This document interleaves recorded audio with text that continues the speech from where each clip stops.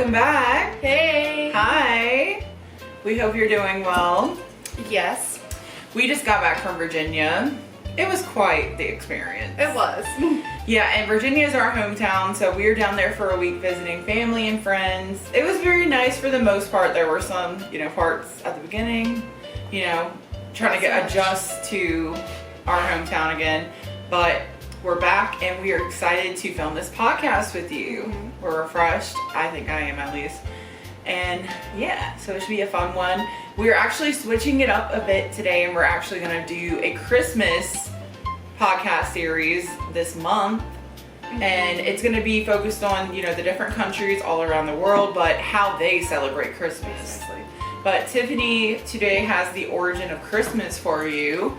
Just in case anyone doesn't really know as much or doesn't celebrate Christmas, this is a little description. Okay, so Christmas originated as a Christian holiday celebrating the birth of Jesus Christ, with December 25th date officially set in the 4th century by Pope Julius I. It was aligned with other existing winter solstice festivals and pagan celebrations like Sol Invictus, which is Invincible Sun, but it also incorporates old winter traditions like evergreen decor and figures like St. Nicholas that evolved from various pagan customs, eventually blending into modern celebrations. So it does have Christian origins. It's a feast day marking the birth of Jesus Christ, whose birth isn't in the Bible. They never said exactly when he was born. The Roman Church, however, chose December 25th in the 4th century, and the Gospel mentions Jesus' birth, but not the date, focusing on his life and his mission. And then the pagan roots and syncretism, I don't know how to pronounce that word. I'll put it in here. So the winter solstice, Christmas coincides with ancient Midwestern festivals like Yule, celebrating the returning sun, incorporating traditions like feasting, decorating with the evergreens, and gift giving. So it's evolved over time. Definitely in the modern day century that we're in, it's become extravagant for us Americans. But if you're somewhere else, you might have the same celebrations that you grew up with, and ours is, I guess it just depends on how you're raised, your family and everything, if you keep those same traditions alive in your house. So Definitely. yeah, It's different for everyone. Mm-hmm. I think that's the fun thing about holidays. No matter what you celebrate, mm-hmm. you can make it your own. Exactly. So, and we definitely make it our own for sure. Because mm-hmm. not everybody, celebrates with family. We have been celebrating this year with friends a lot. The past few years. Yeah, the past few years. And, for us, it's about, the people that we love and the people that we really want to spend time with. And whoever that is, we have fun with. And mm-hmm. that's all that matters. And we love them. So, mm-hmm. But, yeah, that's very interesting. I like that. Yes. It's very fun. I love Christmas. Christmas is my favorite holiday for sure. What about you? Same. You would say the same? Mm-hmm. Yeah, I know everyone's different, but because everyone's different. But yeah. But anyways, so for my country today, it's going to be Sweden. Okay. So to start off with our passport of curiosity, we are going to give a little background into our countries and how they celebrate Christmas. Mm-hmm. So for mine is Sweden. So around Christmas time in Sweden, one of the biggest celebrations is St. Lucia's Day, or St. Lucy's Day. So it's St. Lucia or St. Lucy, which is very interesting, on December 13th. The celebration comes from stories that were told by monks who first brought Christianity to Sweden. Very interesting. St. Lucia was a young Christian girl who was martyred, killed for her faith in 304. The most common story told about St. Lucia is that she would secretly bring food to the persecuted Christians in Rome. And very interesting. Who lived in hiding in the catacombs under the city. She would wear candles on her head, so she had both her hands free to carry things. Lucy means light, so this is a very appropriate name. December 13th was also the winter solstice, the shortest day of the year. In the old Julian calendar, and a pre-Christian pagan festival of lights in Sweden was turned into St. Lucia's Day. St. Lucia's Day is now celebrated by a girl dressing in a white dress. What is it with white dresses? With a red sash round her waist and a crown of candles on her head. Small children use electric candles, but from about 12 years old. Real candles are often used as well. The crown is made of lingonberry branches, which are evergreen and symbolize new life in winter. Schools normally have their own St. Lucia's, and some town and villages also choose a girl to play St. Lucia in a procession where carols are sung. A national Lucia is also chosen. Lucias also visit hospitals and old people's homes, singing a song about St. Lucia and handing out, however you say this, pepper caker, ginger snap biscuits. Yeah. Small children sometimes like dressing up as Lucia with the help of their parents. Also, boys might dress up as, however you say that word, I cannot say that, pretty much star boys. I'm a fucking star boy. And girls might be tarnar, like Lucia, but without the candles. St. Lucia's Day first became widely celebrated in Sweden in the late 1700s. St. Lucia's Day is also celebrated in Denmark, Norway, Finland, Bosnia, and Croatia. In Denmark, it is more of a children's day, and in some part of Italy, children are told that St. Lucy brings them presents. So I guess instead of Santa, St. Lucy brings presents. Okay. They leave out a sandwich for her and the donkey that helps carry the gifts. Interesting. So instead of reindeer, it's a donkey. A donkey. And instead of cookies, it's a sandwich. Very interesting. So on the first Sunday of Advent, called Första Advent in Swedish, many Swedes will put their Advent candles or an Advent star in windows of their homes. Traditionally, the Advent candles are 4 candles set in a box, which is decorated with greenery. 1 candle is lit on each Sunday during Advent. This custom came from the German Advent wreath. Often now, an electric stepped candle display is used instead of real candles. Advent stars were first made in the 1930s from red paper. The stars normally have 7 to 9 points and are about 30 to 45 centimeters and 12 to 8 inches across. They have holes in them and a light is put in them. Now a safe electric one, so the lights shine out. The stars are hung in a window to remind people that the wise men followed a star to find Jesus in the Christmas story. The stars are often now white and might be made of straw, wood, or metal as well as paper. So another popular and important thing that many Swedes do on Christmas Eve afternoon is to watch old Disney cartoons. Tiffany loves Disney. So do I. Every year since 1959 at 3 p.m. on Christmas Eve, the TV station TV1 shows the 1958 Disney special From All of Us to All of You. I don't know if you have ever seen that. You might have to look it up. About 40 to 50% of the Swedish population stop to watch it. It is also shown on Christmas Eve afternoon in Denmark, Norway, and Finland. But it is most popular in Sweden. Yep. Okay. Like their neighbors in Finland, there was a traditional belief in Sweden that a Yule goat was connected with the midwinter festival. In Sweden, it was thought to be an invisible spirit that looked on and made sure all of the preparations were going well. Between Christmas and New Year, men would sometimes dress up as goats and go from house to house singing songs and playing tricks. This is known as julbucking. I don't know if I pronounced that right. Now, the goat is mainly seen as a straw ornament which guards the house and a Christmas tree. Straw is used as decorations in homes to remind them that Jesus was born in a manger. Christmas tree decorations that are made of straw are also very popular. You know what? That's funny. Yeah? Because growing up, my grandma had like these like straw like little angels. Yeah? That would be like hung on the tree. I know what you're talking about. My mom did the same thing. Really? Yeah, we actually had little angels that represented us with our birthstones. Oh, so like mine was like blue for March, and my Mhm. sister, my older sister was green for August, Mhm. and then my little sister was yellow for November. Mhm. Okay, so in the city of Gavel, a huge straw goat is built every year for the start of Advent.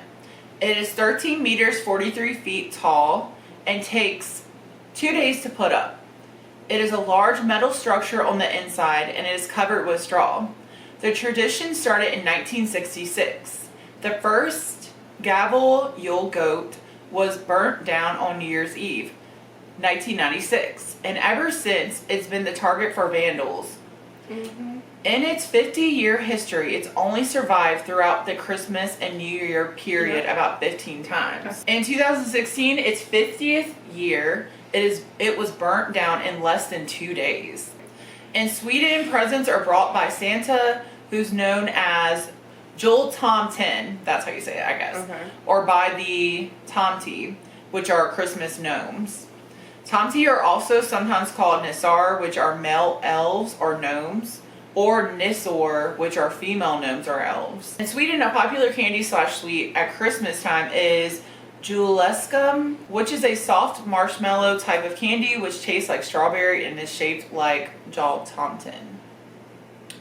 The Secret Santa way of giving gifts might have also started in Sweden with a custom called julklapp, which means Christmas knock.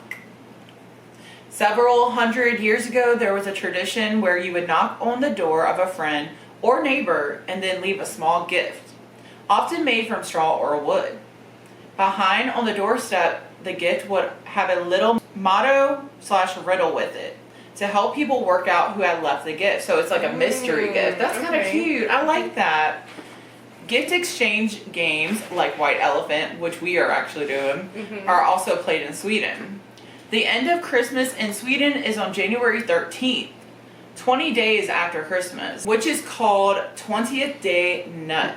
I don't know if that's right, but I say it. It's KNUT, so 20th Day, or 20th Day Yule, and is named after a Danish prince called Canute Lavard.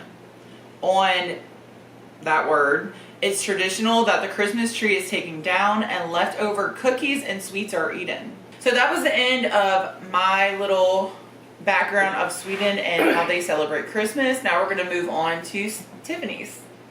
Okay, so I chose Ireland. Yes, I love Ireland. In Ireland, people celebrate Christmas in much the same way as people in the UK and the USA. But they also have many of their own Christmas traditions and customs. Christmas for Irish people who are Catholics lasts from Christmas Eve to the Feast of Epiphany on January 6th, which some Irish people call Little Christmas. Epiphany isn't now widely celebrated in Ireland. Many people will put up their decorations, including the Christmas tree on December 8th, which is the Feast of the Immaculate Conception. There is an old tradition that in some Irish houses, although now not many, people put a tall, thick candle on the windowsill of the largest window after sunset on Christmas Eve. The candle is left to burn all night and represents a welcoming light for Mary and Joseph. I don't know why you want to burn a candle all night long. That's scary. That's scary. You did that before. I left the candle burning and it almost burnt down. Story time. Story time. Story time. She almost burnt our apartment down. Not this one. No, not this one. Not this one. But little did I know in the other room, there was a candle being thrown out the windows.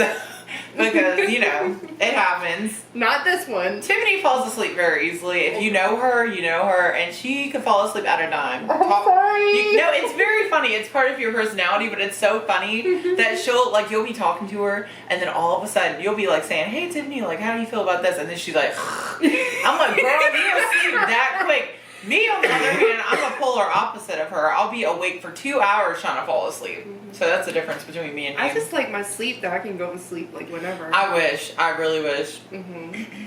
However, anyway, an Irish or is it Galileic? Is that how it's pronounced? I don't remember anymore. So. Christmas is Nolag. Santa Claus is also known as Saint Nicholas or Saint Nicholas. Klaus. Father Christmas. Children hope that Santa will visit on Christmas Eve and leave presents for them. Each year before Christmas, the Irish Parliament officially announces that it's given permission for Santa to enter Irish airspace on December 24th and 25th. The day after Christmas is known as St. Stephen's Day, also known as Boxing Day in the UK and some other countries. It is also very important in Ireland. Like in the UK, football matches and horse racing meetings are traditionally held on St. Stephen's Day. One very old tradition is the Wren Boys procession that takes place on St. Stephen's Day. This goes back to ancient times when the real wren was killed and carried around in a holly bush. Some processions still take place, but no wren is hunted or used. I don't even know what that is, but okay. Young men and women dress up in homemade costumes and go house to house carrying a long pole with a holly bush tied to its top and singing a rhyme about a wren bird. Okay, so it's a bird. Oh. Sometimes they are accompanied of violins, accordions, harmonicas, and horns. The rhyme that is often used is the wren, the king of all birds. On St. Stephen's Day was caught in the furs. Interesting. Okay. People also ask for money for the starving wren. The wren is one of the smallest birds in the UK and Ireland, but has a very loud song and sometimes called the king of all birds. This is because of the legend of a little wren who rode on top of an eagle's head and boasted he had flown higher than an eagle. Wrens were hunted for many years throughout Europe in medieval times. The Wren Boys procession mostly died out in the early 20th century, although it still takes place in some towns including Dingle and County Kerry in the southwest of Ireland. The Feast of the Epiphany, which is held on January 6th, was also celebrated in some towns in Ireland. Also could be known as like Women's Christmas. Traditionally, the women got the day off and the men do the housework. We love that. We do. So they do the housework and cooking, and the women met in each other's homes to sew and chat. Can we make that our national thing? Can we? Please. Although it's mostly died out, some women still like to get together on the Sunday nearest Epiphany to have tea and cakes, to gossip, and to enjoy each other's company. So yeah, that's pretty much it? Yeah. That's very cool. I like hearing all the little traditions and stuff. Mm-hmm. It's crazy how like every country's different, but it's so interesting to learn because you always like remember how we do things in America, but like to hear other countries, it's quite interesting and fun. And you can even bring some of these traditions into your life, like the door one, leaving like the little present and like having to like figure out based off of little clues, I guess, like who it was. Like I think we could bring that into like, you know, our culture. I think it could be potentially. fun. It could be fun. I feel like you could knock at the door or something. I know that's a little scary. That's the only thing. But like, how do you leave it? I guess just leave it at the door without them knowing you're coming. Leave the present without a name. But what if they're not home? And that's what what if I'm saying. someone takes the present? Well, I mean, that's the risk that you're taking to play this game, I guess. Yeah. High risk, Back in the high day, reward. I feel like it wasn't as, you know. As a thing. I mean, I feel like people leave, like, you know, as far as like Amazon packages and all that stuff. People leave that at their door a long time. Like I've seen our neighbors like leave it and nobody touches it usually. But there are those rare cases that people will mess with it. But I think we can bring like certain little things into our like, you know, holiday spirit. Yeah. So I think that would be fun. But moving on, we're going to talk about some little meals and food that they eat during Christmas. So this is going to be for food from all around the world segment.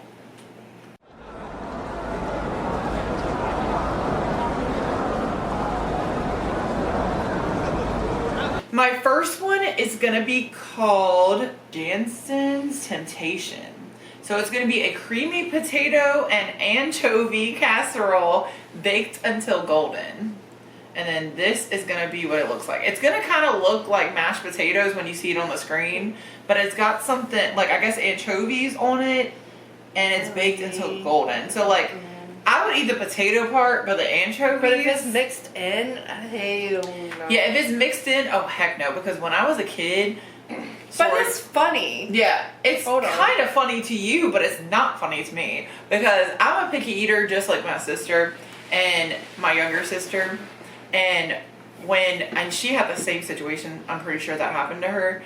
But she and me both had a situation where my mom was cooking mashed potatoes and she was cooking peas with the mashed potatoes. Oh, yeah. So not in the same pot, but I guess somehow, some way they got mixed in, and I bit into the mashed potatoes, and I do not like peas, and I crunched into a pea. Freaking nasty. I almost barked. I think I did. But yeah. Peas aren't supposed to be crunchy. Well, it's like the juice in the pea. You don't have juices in the pea when you eat it? I mean, yeah, but I'm just saying, like it wasn't crunchy, but it popped. Okay. Like it crunched. Yeah, I know what you're talking about. Yeah, whatever you call it. But yeah, that is what this reminds me of. And I wouldn't eat it if it was mixed in, but if it was just on top of it, I would go around it just to be polite and like eat just the mashed potatoes. But what would you say, yay or nay? Nay. Yeah. If it was really the only thing I had to eat, I would say yay, and I would just eat just the mashed potatoes as long as it wasn't stuff in there. I would make sure. You know what's funny though? It's like Caesar dressing. Some Caesar dressings are made. I know, isn't that crazy? Did you know Caesar dressing was actually a mistake that a restaurant had? I feel like I heard that. Yeah, somewhere. I've heard it before too. And every time I see it, I think about it. But a lot of people like don't even know that they're eating something that was just magically made. Like, well, not even magically made, but it was like a mistake in a restaurant where, like, I guess they didn't have enough dressing, so they kind of poured everything together. From what I heard, because they were out of stock of like the usual dressings that they would do. Crazy. So they used like everything they could, like anchovies, ranch or whatever. I don't know what the dressings were combined. I think that part is wild because I'm like, I like Caesar dressing. I do too, but then knowing that it's anchovies in it. But I think it just depends on what brand it is. Yeah, it depends on the brand. It could be like, not, and certain ones that we eat or something. Yeah, because same with like Thousand Island. Thousand Island has like some nasty, it's made Pickles. with ketchup first of all, but it's made with pickles too, and I hate pickles. Pickles, and onions, I think. I've had Thousand Island that has those in there, and every time I see it, it's like disgusting, and it makes me not want to eat it anymore. The one at work has it, right? Yeah, it does, and I bit into it before, and I said no, I'm good. So I haven't actually been eating Thousand Island lately. All I'm eating is French now, French and ranch. I had that at our dinner with our cousin. I remember. They were like, why are you putting 2 dressings on your salad? Because I'm a sauce queen. Like, I'm a saucy bitch. Okay? Love it or like it. Or love it or hate it. You don't have to get be like me. But anyway, yay or nay, you said nay. Nay. So, I would say yay. You would say yay. I would say yay because I would try to be polite, but I would investigate the mashed potatoes before I ate them. And make sure that stuff on top. Like, I like potatoes, but then you gotta ruin it with some fish. I would make sure there's nothing in there, but if it was just potatoes on the bottom, I would try to eat just like under it, I guess. But still. Okay, anyway, the next one is going to be called gravlax, which is cured salmon served with dill, lemon, and sweet mustard dill sauce. And that is what this is going to look like. No. Have you ever had salmon? And sushi. Oh. So you I like it in sushi. You like it mixed like with other stuff, I guess. With other stuff. But would you ever try salmon by itself? Maybe. I've had it before. It's okay. Maybe. I'm not crazy about it. Like, okay, I will say for instance, there was one time when we were doing grocery shopping, like at Trader Joe's, like a long time ago. They had like these really thinly sliced pieces of like smoked salmon. Like, see, I've really never had thin. it smoked before, so I was like wondering if like it's cooked really a certain thin, way. like smoked salmon, like, and then that with cream cheese on a bagel might be good. I mean, that's because it sounds like an interesting in combination. Sushi, they have like whatever sushi roll that I had. It was like the smoked salmon, cream cheese, and like avocado like mixed up. True. So I like that. True. So I don't know. I mean, I would try it, but I'm just not a big meat eater either. Okay, next we're moving on to the last one. It's Swedish meatballs, and this is how you say it. Yes. I'm listing that. So it's served with lingonberry sauce and mashed potatoes. So yeah, it's a holiday staple. And then that is what it's gonna look like. And yay on that. And But yay on the I'll do meatballs. it without the lingonberry sauce. I don't know. I mean, you should try it though. Like, give it a try because, like, when we're traveling, I'm gonna try to be open too. You don't have to have it if you don't like it, but if you like, just give it a little dip. Yeah. Like, that's what I'm gonna do. I'm gonna give it a little taste. Like, if I get something and if I know I'm not gonna eat it, I'm just gonna give it a taste. I'm gonna get a small portion of something.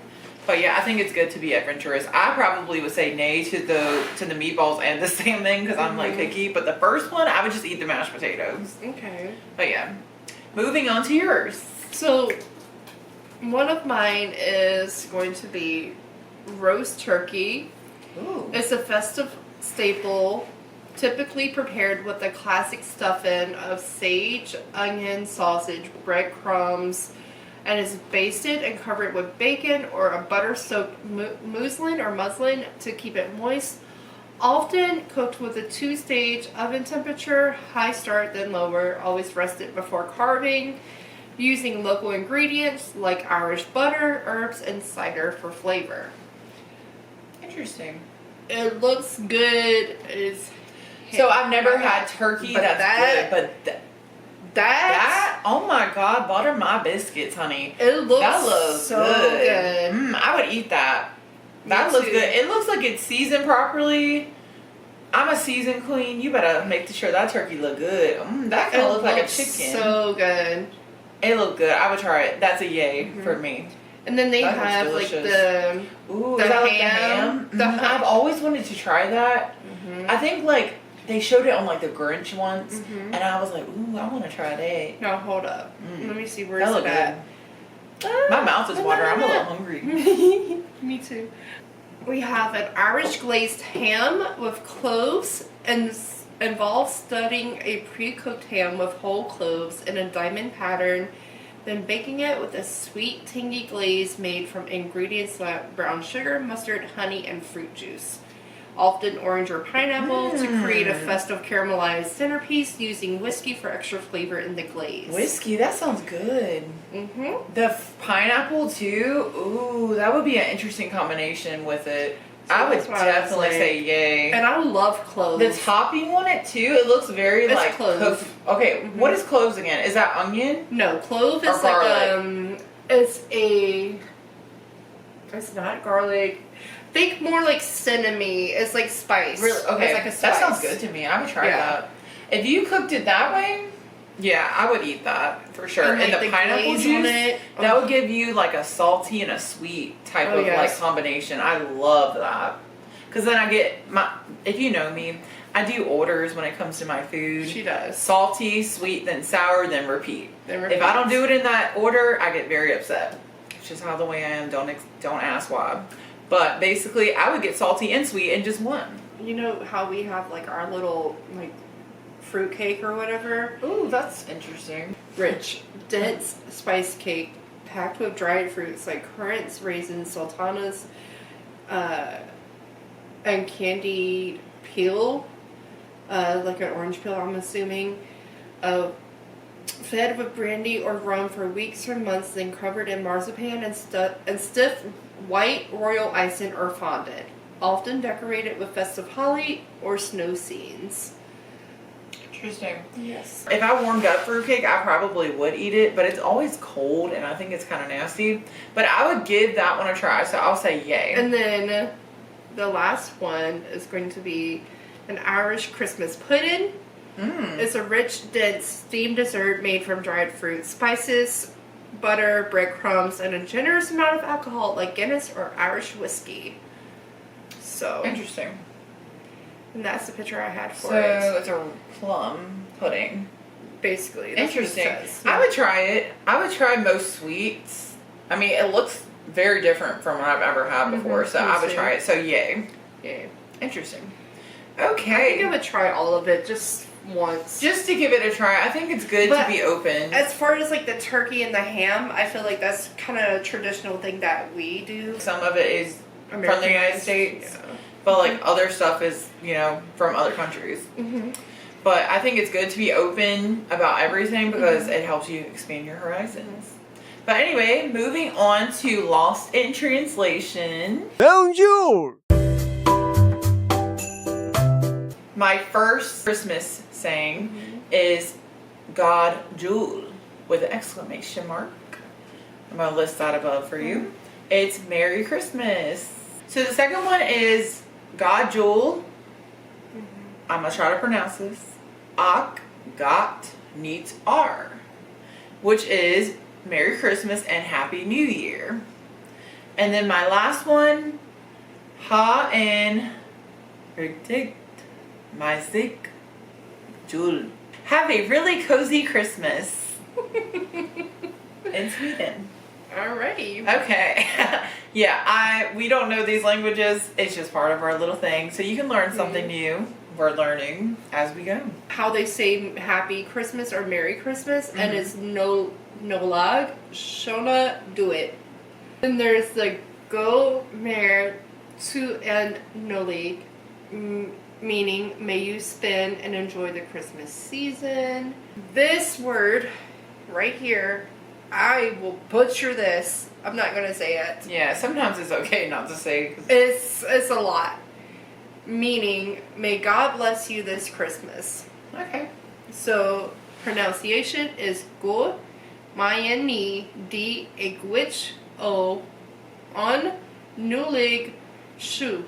Some of these languages, they're like so much more complex than like English as well.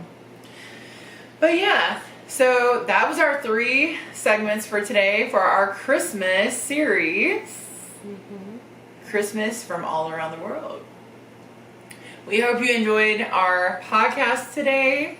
We had fun making it. It was a little different than what we usually do, and it helps us get into the Christmas season, and hopefully it gets you into the Christmas season, to the Christmas spirit. We're so ready for it, and we're just enjoying celebrating. But yeah, we hope you have a great rest of your day, night, or wherever you are. And may it be relaxing and restorative. Relaxing and restorative. But yeah, signing off the Just Go With It podcast. Bye. Bye. See you next time. See you next week.